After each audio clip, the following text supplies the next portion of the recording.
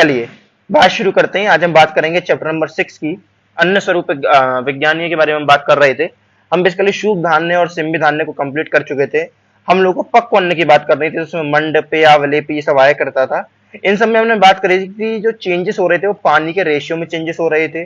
जैसे जो मंड था उसमें 14 टाइम्स वाटर हुआ करता था, जो पेया था उसमें भी 14 टाइम्स वाटर हुआ करता था, जो यवागु था उसमें 6 टाइम वाटर हुआ करता था, जो विलेपी था उसमें 4 टाइम वाटर हुआ करता था।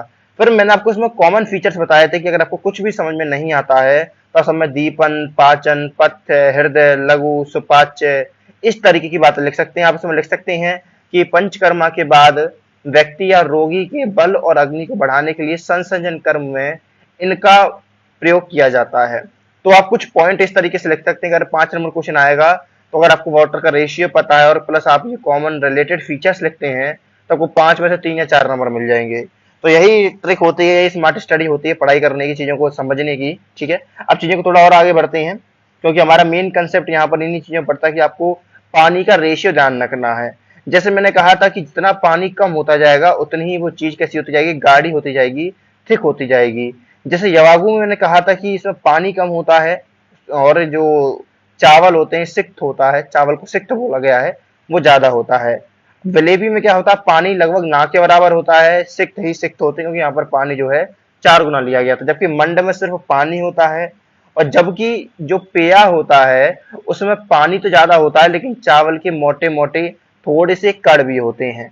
अब बात करते हैं आदेन की।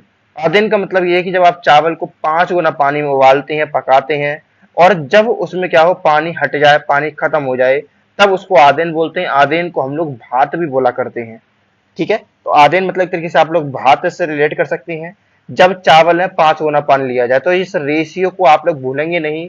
मैंने आपको कहा कि मंड में आप ले रहे हैं 14 टाइम्स, पेया में आप लोग ले रहे हैं 14 टाइम्स। बस पेया में क्या है, थोड़े से चावल के टुकड़े हो रहे हैं। वहीं आप लोग यवागु में ले रहे हैं 6 टाइम्स, वहीं आप लोग विलेपी में ले रहे हैं 4 टाइम्स और वहीं आप आदेन में ले रहे हैं 5 टाइम्स। तो इस तरीके से बातों को आप लोग ध्यान रख सकते हैं, लेकिन जनरली वही बात आ रही होंगी कि और इतना भी कॉमन सेंस लगा लीजिए कि जिसमें जितना ज्यादा पानी होगा वो उतना ज्यादा ही लघु होगा और जिसमें जितना पानी कम होगा या जिसमें चावल ज्यादा होंगे या जो गाढ़ा ज्यादा होगा वो उतना ही ज्यादा गुरु होगा। जैसे कि मैंने कहा जो आदेन है इसमें क्या लिखा है, एक बार इसको रीड कर लेते हैं जिससे हमें पता पड़ जाए कि जो हम बातें पढ़ रहे हैं, समझ रहे हैं, वो सही पढ़ रहे हैं गलत पढ़ रहे हैं। ऐसा तो नहीं मैं आपको गलत पढ़ा दे रहा हूँ, मिसलीड कर दे रहा हूँ क्योंकि हो सकता है। तो कह रहे हैं कि चावल को 5 गुना पानी में पकाया जाता है। चलिए यहाँ तो मैंने आपको ठीक पढ़ाया। और जल रहित स्थिति में जब पानी खत्म हो जाता है तब जाकर के हम इसे उतार देते हैं और इसे हम भात भी बोलते हैं, भात। ये भी मैंने सही बताया आपको। अब कहा गया है कि जो ठंडा हो गया है वो भात गुरु हो जाता है। ऑब्वियस सी बात है, गरम गरम में चीज तो लघु रहेगी लेकिन जैसे ही चीज ठंडी हो जाती है तो वो गुरु हो जाती है। उसके अलावा आदेन से विलेपी, आदेन में कितना है पानी, 5 टाइम। विलेपी में कितना है, 4 टाइम। विलेपी से पेया, पेया में कितना है, एक तरीके से आप कह सकते हैं पेया में कितना हो जाता है 14 टाइम, लेकिन चावल के कट रहते हैं और मंड में सिर्फ 14 टाइम। इसलिए सबसे लघु क्या होता है, मंड होता है। मंड से गुरु पेया, पेया से गुरु विलेपी और विलेपी से गुरु सबसे तक गुरु होता है आदेन। आप कहेंगे सर विलेपी में 4 गुना पानी है लेकिन आदेन में 5 गुना पानी है, तो विलेपी कम गुरु होने चाहिए थे लेकिन विलेपी एज कंपेयर टू आदेन ज्यादा, मतलब एक तरीके से आप कह सकते हैं कि सबसे गुरु अगर मैं लिखना चाहूँ, फॉर एग्जाम्पल मैं नीचे इसको सॉल्व आउट करना चाहूँ तो मैंने कहा सबसे लघु मंड होना चाहिए क्योंकि मंड में 14 टाइम्स पानी होता है। इसके इससे ज्यादा गुरु होना चाहिए पेया, क्योंकि पेया में पानी तो 14 को नहीं होता है लेकिन थोड़े से चावल के कण भी होते हैं और चावल के कण होने की वजह से वो थोड़ा सा गुरु हो जाता है। इसके बाद क्या होना चाहिए था, जो 5 टाइम होता है वो आदेन और इसके बाद होना चाहिए था विलेपी। लेकिन सीक्वेंस में थोड़ा सा चेंज देखने को मिलता है। चेंज ये देखने को मिलता है, विलेपी यहाँ पर आता है और आदेन यहाँ पर आता है। इसका कारण ये है, आदेन सबसे गुरु क्यों होता है, क्योंकि आदेन में क्या बोला गया, जल रहित। आदेन में आपको पानी बिल्कुल हटा देना। सोच कर देखिए जैसे पानी बिल्कुल नहीं रहेगा तो वो कितना गुरु हो जाएगा। इसलिए आदेन को सबसे ज्यादा गुरु कहा गया। तो ध्यान रखना है कि सबसे लघु मंड, देन पेया, देन विलेपी, देन आदेन। आदेन सबसे गुरु इसलिए क्योंकि उसमें जल नहीं है, वो जल रहित बताया गया है। अब बात करते हैं यूज के बारे में। यूज होता है जो मूंग की दाल का पानी होता है उसी को यूज बोलते हैं। तो यही कह रहा है कि मूंग के जल का परिपाक कर, उसको मतलब जो मूंग है उसको हल्का सा पानी में गर्म कर लें, उसको पाक कर लें और उसको छान लें, और उसमें जो जल आ जाए वही क्या कहलाता है, यूज कहलाता है। अब इसके फायदा क्या है, फायदे वही है पंचकर्मा के बाद जो रोगी होता है उसमें ये सब चीजें दी जाती हैं, क्योंकि ऐसे रोगी में क्या है, बल भी कम है, अग्नि का बल भी कम है, तो ऐसे पेशेंट को सुपाच्य लघु ऐसा आहार दिया जाता है जो उसको इजीली डाइजेस्ट कर ले। तो मूंग का जल में परिवाक कर छान कर अलग कर लिया जाए, वह यूज कहलाता है। वमन आदि से शुद्ध, यानी जो वमन आदि से शुद्ध हो चुका है, व्रण रोगी है, ठीक है, व्रण रोगी मतलब कि किसी कोई घाव वगैरह लगा है तो उसको भी आप यूज दे सकते हैं, कंठ रोग में दे सकते हो, नेत्र रोग में दे सकते हो, इन सब कंडीशन में आप लोग यूज का सेवन कर सकते हो। अब ये कहा गया है कि अगर आप लोग यूज को प्रॉपर टेक्निक से बता रहे हैं तो वो यूज है, लेकिन अगर उसको आप छान नहीं रहे हो तो वो यूज की जगह हो जाएगा सूप। यही कह रहे हैं कि मूंग आदि को यूज की विधि से बनाया जाए पर छाना नहीं जाए, यानी अगर उसको फिल्ट्रेट ना करें, छाने ना, तो वो अब यूज नहीं, सूप कहलाएगा, जो आप लोग काफी पसंद करते हैं आई थिंक। अब बात करते हैं मांस रस के बारे में। देखिए मांस रस बनाना बहुत आसान है, जो आप वैसे नॉनवेज खाता है बना भी सकता है। कुछ नहीं करना, आपको मांस को लेना है, उसको हल्का सा कूट देना है, साफ पानी से धो लेना है, धोने के बाद उसको पानी में लेकर के उबालना है, पाक करना है, पाक करके छान लेना है, जो उसमें लिक्विड पार्ट आए, द्रव पार्ट आए, वही क्या हो जाता है, मांस रस हो जाता है। कुछ नहीं करा, मांस बाजार से लाए, उसको धोया, ऑब्वियसली धोओगे तो सही, बाहर से कोई भी चीज लाओगे तो धोना है, पानी में उबालना है, और उबालने के बाद उसको छान लेना है, तो जो पानी आए वही मांस रस होता है। अभी कितना फायदेमंद होता है, धातु की वृद्धि करने वाला होता है, धातु में पुष्टि करता है, बल देता है, तृप्तिकारक होता है, वीर्यवर्धक होता है, नेत्र के लिए अच्छा होता है, व्रण को विनाश करता है। ये सारी बात आपको ऑलरेडी पता होंगी कि जो जो मांस रस होता है वो इतने सारे काम करता है। वैश्वार मैंने बताया था, अस्थि रहित मांस, बोनलेस मीट बताया था मैंने कहा था कुछ नहीं करना, आपको अस्थि रहित मांस जो होता है उसी को तरीके से बेसवार कहा जाता है, तो कुछ मसाले वगैरह डाल देने हैं, तो तड़का वगैरह लगा देना है, लाइक हींग का तड़का लगा दो, घी का तड़का लगा दो, जीरे का तड़का लगा दो, इन सबको मिला दो, वैश्वार बन जाए। कुछ नहीं करो, एक बर्तन लो, घी गरम करो, घी में हींग डालो, जीरा डालो, राई डालो, जो भी आइटम है आपके पास वो सब डालो, तेल गरम हो जाए, इसमें बोनलेस मीट डाल दो, आपका तैयार हो जाता है वैश्वार। क्योंकि ये मीट है तो गुरु होता है, स्निग्ध होता है, बल्कि वृद्धि करने वाला होता है, शरीर को स्थूल करता है।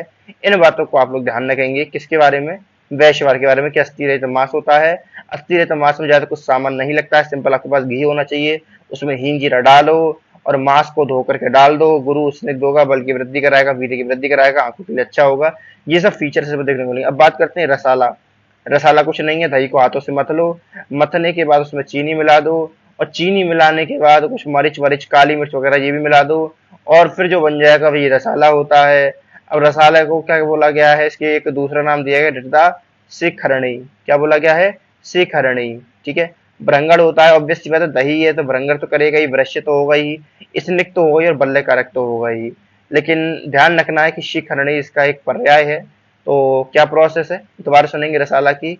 आपको दही लेना है, हाथ से मथना है, और मथने के बाद उसमें शर्करा मरीच ये सब मिला देना है, और जब वो तैयार हो जाए तो इसी को हम क्या बोल देते हैं, रसाला या शिखरणी बोल देते हैं, जो भ्रंगड़ वृश्य स्निग्ध और बल्ले का काम करता है। बात करते हैं पानक। पानक कुछ नहीं है, इमली का भी पानक बनता है, चिंचा पानक बनता है, इतने सारे पानक मार्केट में आता है। कुछ नहीं करना, आपको जिसका भी पानक बनेगा, इमली का पानक बनाना है तो इमली को पानी में भिगो दो, छान लो, छानने के बाद उसमें टेस्ट के अनुसार नमक डाल दो, जीरा डाल दो, मिर्ची डाल दो, इलायची डाल दो, और जो तैयार हो जाएगा वही हो जाएगा पानक। तो जो पीने योग्य होता है पानक होता है। जैसे बाजार में आप लोग पानी पूरी खाते हैं तो पानी पूरी मसाले वगैरह डाल देते हैं, वो जीरा डाल देते हैं, काला नमक डाल देते हैं, इलायची डाल देते हैं, मिर्च डाल देते हैं। ठीक काम आपको यहाँ पर करना है, कितने सारे आइटमों को आपको इसमें डाल देना है, तो आपका तैयार हो जाएगा पानक। इसका सेवन करने से आपकी थकावट, भूख प्यास, मानसिक संतुलन ये सब ठीक होता है, सर दर्द वगैरह तृप्ति वगैरह करता है, गुरु वगैरह होता है। ध्यान रखेंगे पानक के बारे में कि जो पीने योग्य है, पान करने योग्य होता है, वही हो जाता है पानक। अब बात करते हैं मांस वर्ग। तो हमारे पास यहाँ पर 8 मांस वर्ग के नाम आए हैं, एटलीस्ट आप लोग इनके नाम ध्यान रखेंगे, मृग, विषकर, प्रतुद, विलयशय, प्रसा, महामृग, जलचर और मत्स्य। अब इनके बारे में एक एक करके हम लोग अगले लेक्चर में जानेंगे, और इस पूरे मास वर्ग वगैरह को हम खत्म करेंगे। उससे पहले बताना चाहूंगा अपनी बीइंग डॉक्टर क्लासेस के बारे में। हमारी ऑनलाइन लाइव क्लासेस चलती हैं, हमारा बीइंग डॉक्टर ऐप है, उस पर लाइव रिकॉर्डिंग अवेलेबल रहती है कंप्लीट फर्स्ट ईयर की, including modern subject, including Ayurveda subject. आप हमारे ऐप के लिंक को मैं डिस्क्रिप्शन बॉक्स में डलवा दूंगा, आप ऐप को डाउनलोड कर सकते हैं। कोई समस्या हो तो आप लोग मुझे व्हाट्सअप भी कर सकते हैं इस नंबर पर, या कॉल कर सकते हैं, ठीक है। काफ़ी रीजनेबल प्राइजेस में हमारी ऑनलाइन क्लास चलती हैं, सारी फैसिलिटी रहती हैं, चरक संहिता, अष्टांग की और क्रिया शरीर की, फिजियोलॉजी की, एनाटॉमी की, modern as well as Ayurveda. ठीक है, संस्कृत चलती है। बहुत ही मतलब अच्छी तरीके से, साधारण तरीके से बताई गई है, जिससे आप लोगों को सारी चीज पता पड़ सके। बिल्कुल बेसिक से छोटा बड़ा से लेकर के आपको ट्रांसलेशन तक सब कुछ उसमें बताया जाएगा।